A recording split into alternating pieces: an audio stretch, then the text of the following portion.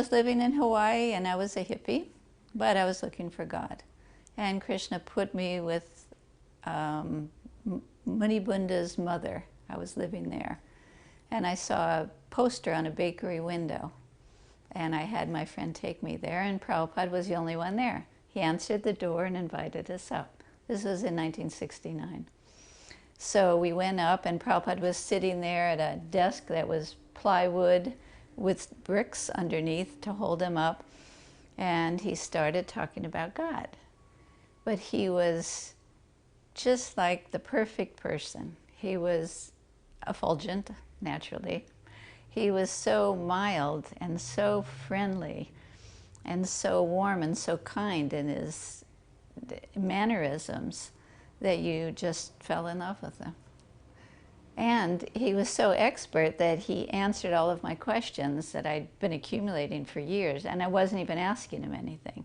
I could see him looking into my mind and into my heart, and he was just, in the course of his conversation, answering everything. We went on a Harinam, the first Harinam in Hawaii, and they picked me up in a red truck, and Prabhupada was sitting in the front, old red truck, really old. A red truck with Prabhupada and Govinda Dasi and Gorsindar, and I was in the back. It was like I just met him a few days before. So I jumped in the back and was trying to talk to the different devotees that were there. They were men, and no one would talk to me. So I jumped out of the back when we got where we were going, and I wanted to walk with Prabhupada because he was so kind, and I really liked him a lot. So I went and I started walking with him. And I had a mini dress on. That's me in the picture with the mini dress on. And Prabhupada had his umbrella. And he was walking, he took a few steps and he put it in the ground and he looked at me, he said, "Do you not know you are a woman?" And then I became very embarrassed with this mini dress, and I wasn't offended at all. He was so wonderful. I just was learning from him. Everything he said to me had so much knowledge, and that's what I was looking for.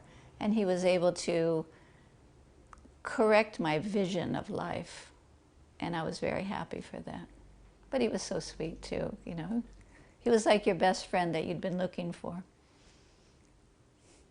And you could also tell, actually even the first day I met him, that he was a representative of God. It was just very apparent who he was. So Srila Prabhupada's coat came about. Govinda Dasi said that Prabhupada shouldn't wear black, neither should he have buttons. So she asked me if I could make a coat for him. And I thought she wanted wool. Now we were in Hawaii, you know, wool in Hawaii, saffron wool in Hawaii, what are the chances? So I went to Sears at Ala Moana Center, and as soon as I walked in the fabric department, on a table, there was a bolt of saffron wool, just the perfect color. And so I started getting a pattern. I got a sweatshirt pattern, and anyway, I ended up making the coat.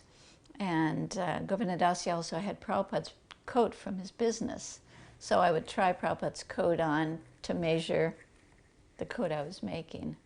But my realization was that Krishna was taking such nice care of Srila Prabhupada that his disciple wanted to serve him, and he, for appearances, it was better for him to have a saffron coat because of who he was and his position as a sannyasi. So everything just kind of came together.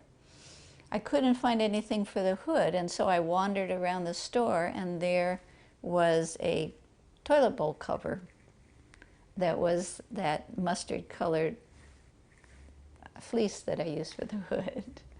Anyway, actually Prabhupada wrote me a letter, and because I told him that I would want something and then all of a sudden it would appear.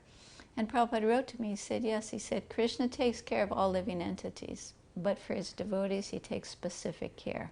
So don't be surprised that Krishna is providing for you specifically. One of the qualities of a devotee is that they're clean. And Prabhupada was a super clean person. Actually, probably the cleanest person I've ever met. When he came to Hawaii after we moved to the new temple on Koala Way, they'd set up a beautiful room for Srila Prabhupada that's still there. And they asked me to make cushions. And they gave me this very dark blue fabric. So I stayed up like all night and I made these cushions and the bolsters for the side. And the next day he sent it back to me that he wanted white fabric. He said if it's dark you can't see that it's dirty, and he wanted to be able to wash it when it got at the least bit dirty. And then also in Deva Sadan Mandir in Detroit, when Prabhupada, we first moved into the temple, Prabhupada came, it was the Fisher Mansion, and Prabhupada came, and they had put these beautiful carpets out, and they'd fixed the room up really nice. The next day, he said he wanted white sheets put over the carpets because that way you can see the dirt, and you can take off the cover and wash it and put it back down. This is very, not fanatical, but just extremely clean. Such a good example for us. So I think if I had to pick one of the 26 qualities of a devotee, I would pick mercy. Prabhupada was so merciful that he came, and now I'm older, I'm almost 70, and Prabhupada started his journey west at that age. And it's hard to imagine to come to New York City with no money at that age. What compassion and what mercy and what kindness he'd had to have. A pure devotee's mercy is just so deep, and Prabhupada showed in everything he did. His desire for building temples, his desire for distributing books. It was so far from selfish. It was so selfless, everything he did. It was for Krishna's pleasure and out of the kindness of his own heart, his compassion for the suffering of all these living entities. What a great impact he's had on the world because of his compassion and mercy. We're so fortunate to become the servant of the servant. That means Krishna must be the most merciful, because Prabhupada is a beautiful reflection of Krishna.